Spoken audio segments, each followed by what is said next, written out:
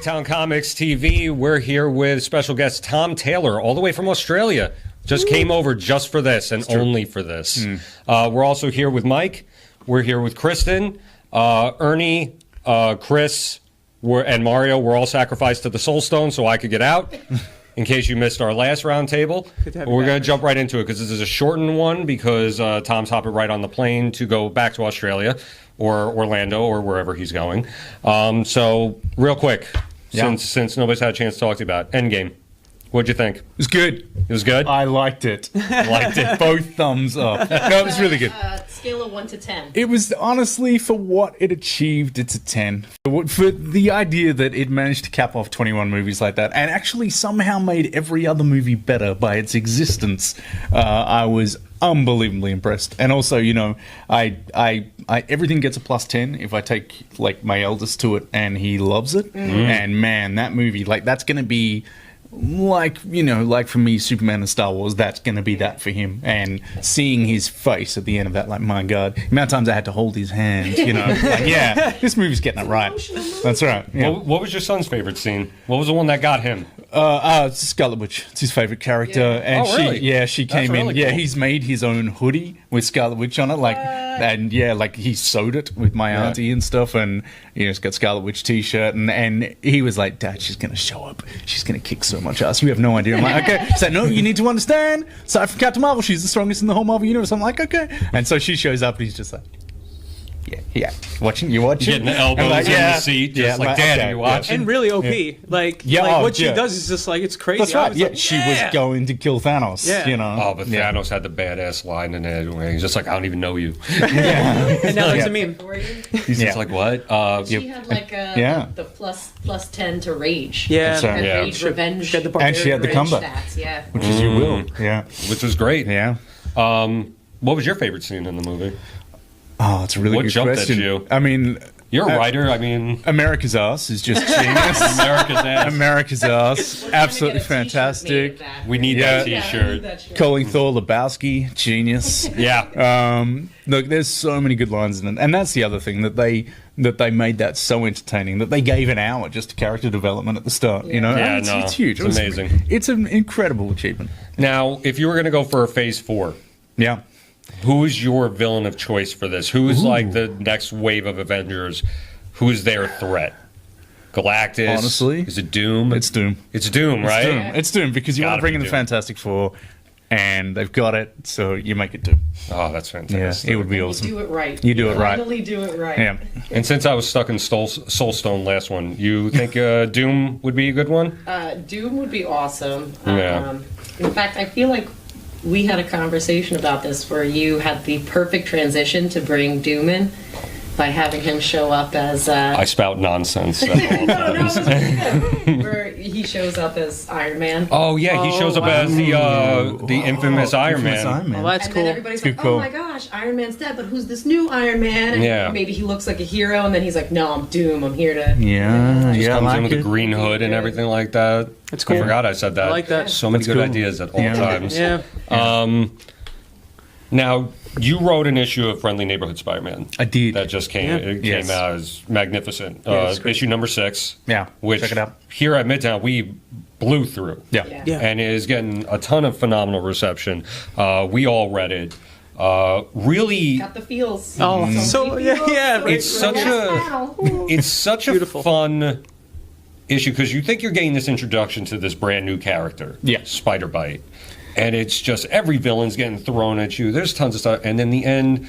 Sinister 60. Like, Sinister 60. 60. As a story. Like And the fact that Juan actually drew the entire Sinister Yeah. 60 Yeah. and then drew 60 panels on the next double page spread. Yeah, the And whole 60 fight panels. scene, Yep. that was Nuts. Amazing. Yeah. So with that, the last page shows he's playing make believe with a child who has cancer, Yeah.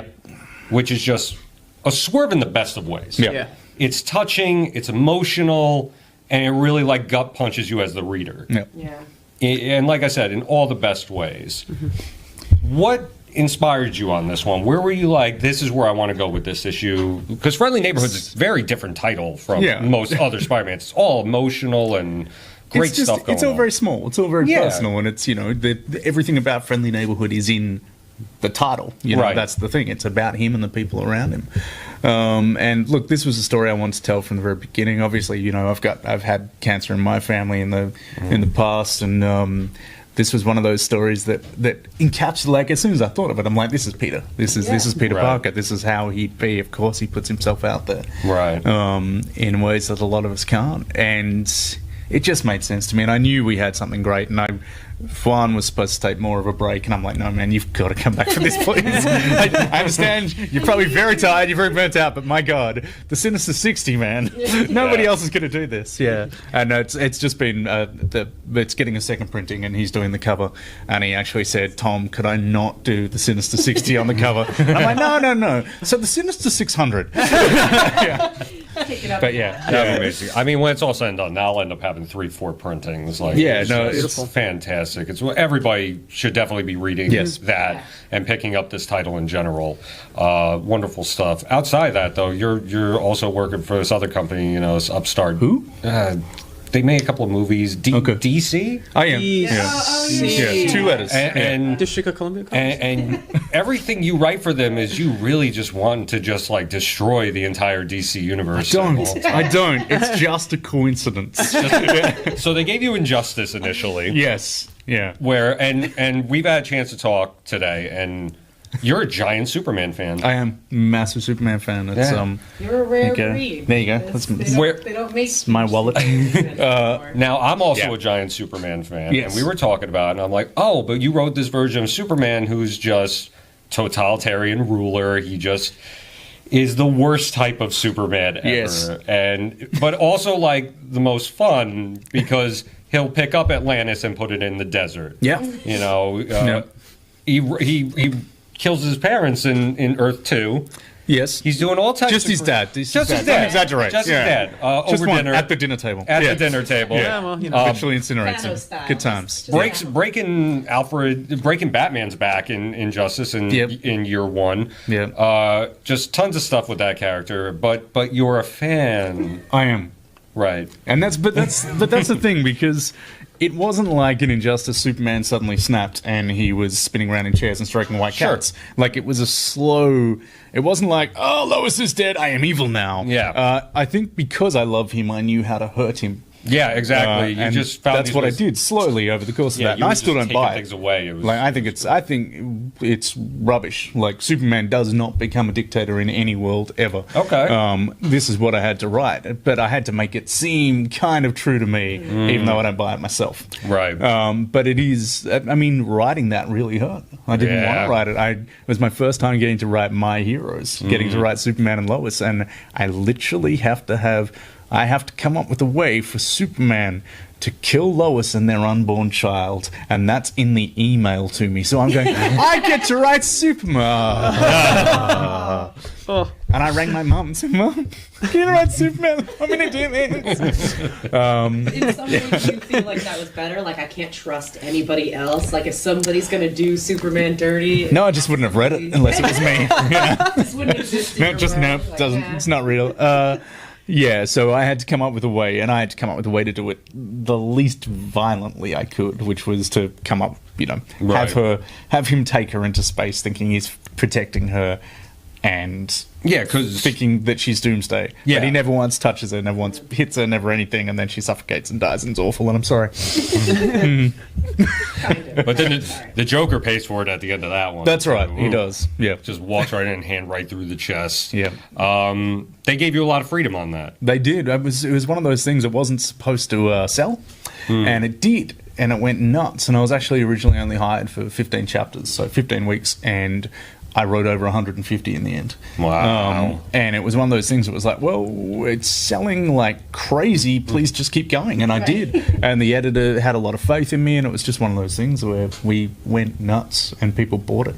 That's amazing. Yeah, it's great. So does that open you the door for you to the project on the wall behind us, DCeased? Of course it does. Where they're like, Yeah. kill the DC universe all over again. Yeah. Maybe you did such a great job of it. That's the right. first time they were like, "Ooh, this is the guy for the job." Yeah, no, well, it's an editor called Ben Abernathy. He used to be the head editor at Wildstorm. And I wrote The Authority at the end of Wildstorm with the Injustice editor, and Ben Abernathy brought me in And Ben's now head of talent at DC, and he's not.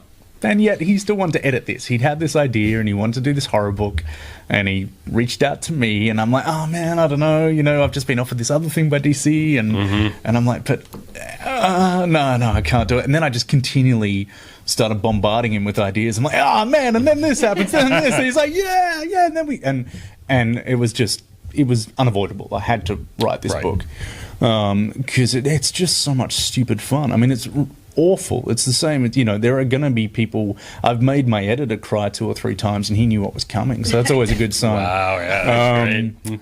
Yeah, so it's clearly like a lot of people die in this book, right? No, it's really the next 3 books are all picnics. Right. It gets very lighthearted. Yeah, it's a puppy picnic. Right. That's why I was crying. Yeah. It's happy. Naturally. Mongol brings along and then they're just Brings like some wine, just like how you do on Earth, we're That's just right. hanging out. That's right. He makes cupcakes. yeah.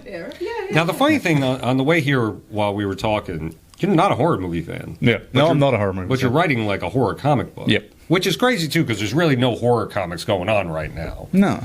So, not a horror fan writing one of the best horror books out right now. I like a challenge. That's the thing. I almost like that better because Yeah. if you're into horror, I feel like it would be easier to fall into cliches. Yeah. But if you're not, and you're kind of like starting from the ground up, like, okay, now I have to like be creative. I can't rely on the things. No, that's the thing. And they were like, "Hey, you should watch these movies." And You're like, nah. and I've never read Marvel Zombies. I don't watch much horror. So if I accidentally do something that Marvel Zombies did, I'm sorry. Hopefully someone's read it at DC and will tell me if I'm mimicking something. But it's one of those things. I'm not a horror guy. I actually like hope and heart and joy. I would prefer to write Mongol bringing a bottle of wine to Earth and sitting down. If Kirkman calls you, you messed up. That's right. Yeah. That's right. Yeah.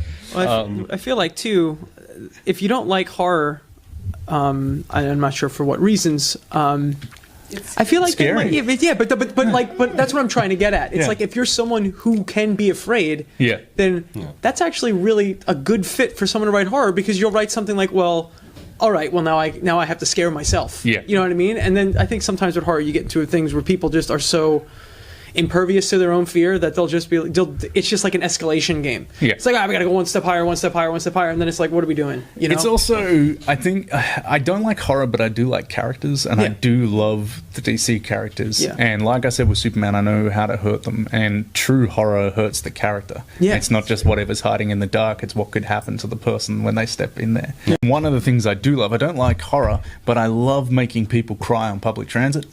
Like, that is one of my absolute things. Like, every time I get a tweet going, "You bastard, you made me cry on the train," I'm like, yes, thank you, Well, I'm out. I'll be one of the people in here that might. I don't know if everyone else felt the same way, but you definitely your Spider-Man book made me cry while reading it during lunch. So that's nice. Nice. Yeah.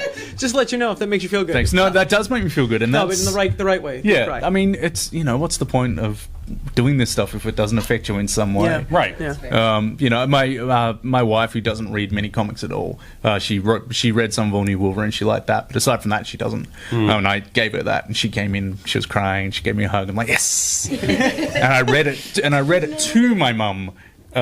Just because she can't, she doesn't quite get so I'm like, okay, this panel, then this panel, and she was exactly the same. So that's good. It's good. Yeah. It's fantastic. Yeah. Yeah. So, who shows up in issue 2? Of DCeased. Yeah. Dun, dun. Who's showing up who might not be coming back from issue 1? Well, there are a few characters that weren't in issue 1. They're going to show up. So we're going to see Harley Quinn. Nice. We're going to see Poison Ivy. Great. There's going to be a bit more Green Arrow, Black Canary, Green Lantern. Yeah. They're all dying. They're Probably. They're all. No, I won't tell you who lives and who dies, but Yeah. there's a lot of people who die in this book, let's be honest. You don't answer because we already know you got Okay. your wish and you got to make all of your crazy rage-filled characters. But Are you going to ask me who I want to die? who are you guys most excited about seeing as a rage monster, a DC hero rage monster? Like, who would you? Oh, I already think Batman. Yeah. Because I'm a Superman fan, so Batman bit at the end of issue 1 and kind of getting scraped apart. I'm like, ooh, Yeah. No, and you've Yeah. got zombie Batman right over both of your shoulders. That's right. Conveniently. As a Great Superman cover. guy, turn Batman into a zombie. I'm That's fine right. with that. It's also cool. It would also be cool because Batman's kind of like a character that, like, I mean, obviously he's so extreme with his, I guess, his kind of rule over Gotham City, that to see him kind of lose control of himself is very, very, very interesting. And then I'm interested to see, you mentioned a couple of characters. Like, what's the Green Lantern gonna do when he turns into a rage monster? What kind of stuff is he gonna make with the that's- ring? Like, what is he gonna do with the ring? Does he just turn into a Red Lantern? Yeah, does he turn into like a super powerful Red Lantern? What is Harley Quinn gonna do? Harley Quinn's going to just be Harley Already a Quinn. crazy rage But that's what I monster. mean. If you start at that's her ground one, right? That's her first level. Where's she gonna go from there? It's all very interesting to see those characters enraged. What about you? You know, Catwoman. Oh man. Catwoman's my favorite. But here's my So thing. you want to see zombie Catwoman? I do. I want to Okay. see, like, okay. Yeah. She's, you know, Tom's I will getting say input you right now. you might also see some Birds of Prey coming up. nice. Yeah. She's chaotic neutral. You Yeah. know what I mean? And I'd like to see her, like, chaotic evil. Like, like, just go full. See, The claws get extra long. for me, it's great because seeing Batman get bit at the end of the first issue and get Yeah. spit around is great because Batman's normally the solution to everything. But I'm a Superman fan, so I told him I am going to do this to Like, Batman in that's the issue 1 problem. because I'm sick of him. He gets all the joy. He says, "Oh, heck, it's Batman!" Like Superman. Yeah, he's See, great. I wanted to bring that up just so that you could say exactly that. Yeah, no, So, thank it's you. true. Yeah, yep. What do you think about our Midtown covers? Just throwing that out there. So real quick. good. It's so good, right? It's so good. If you check That out made me our happy. social media, you get to see Tom and Inhyuk Lee, who's our cover artist on our variant, which you see behind me right there probably.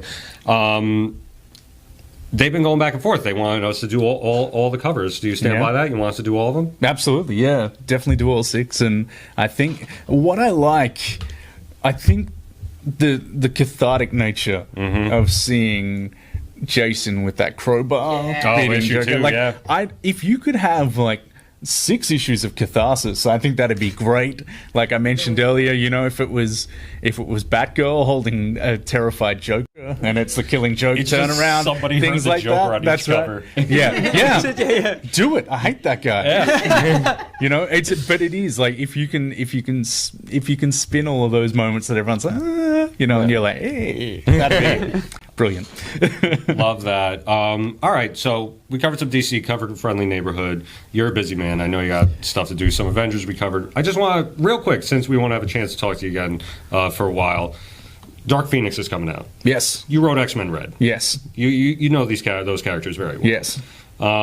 What's your thoughts on that movie coming up? You got happy thoughts? I don't know. I almost have no opinion of that movie because I don't know where they're gonna go. Like if it is just Phoenix again, if it's just that tale again, I'd be surprised. So I sensed that maybe there's more to it than we're seeing, and honestly, I hope there is because I wrote Jean as a character that was a uniter, that is literally trying to save the world in a very empathetic way. So I'd love to see some of that in there. But if it is just her letting loose and going all Khaleesi on the thing, right? then it is what it is. Love that. Any quick thoughts on Dark Phoenix real quick? You know where I stand on Dark Phoenix.